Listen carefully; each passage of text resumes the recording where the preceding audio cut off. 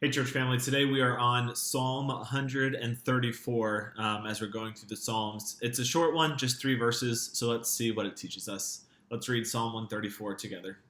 Psalm 134, a song of ascents. Come, bless the Lord, all you servants of the Lord, who stand by night in the house of the Lord. Lift up your hands to the holy place and bless the Lord. May the Lord bless you from Zion, he who made heaven and earth. So there it is, Psalm 134.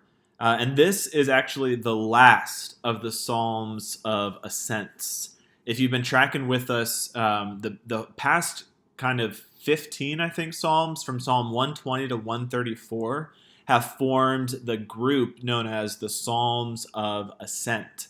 Now, these psalms were most likely sang and prayed by pilgrims as they journeyed toward Jerusalem, as they journeyed toward Zion. And this is the last of the bunch. And this last one, I think, we almost reflects the group arriving at the temple. So Psalm 134, it's 3 verses, and I want us to think about it in 2 sections. First, verses 1 and 2, what we do, followed by verse 3, what God does. Now, in the first 2 verses, there are 3 action verbs, right? To bless, lift, and bless.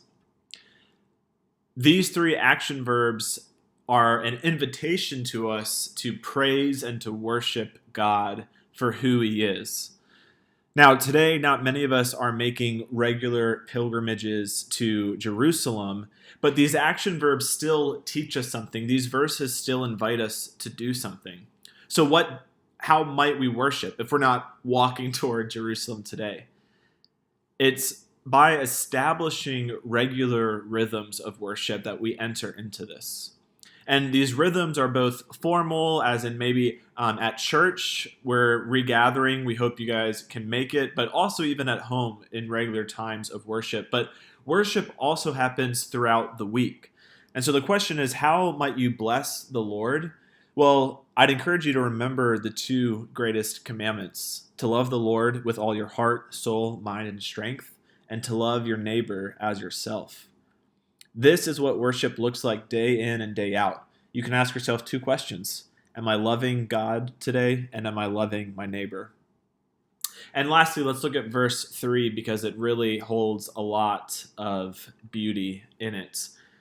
The Psalms of Ascent end with this prayer for blessing from God. May the Lord bless you from Zion. Now, this is a blessing in its deepest, truest sense. And this is a blessing that we can actually join the psalmist in praying over others. I love how the verse ends. It ends with a reminder of the power of the one who blesses. It is He who made heaven and earth. When we invoke the blessing of God, we are invoking the blessing of the Creator of all things, the one who made heaven and earth. Friends, God is big and His blessings are big. And so as we end these Psalms of Ascent, this is my prayer for you as you listen. May the Lord bless you from Zion, He who made heaven and earth.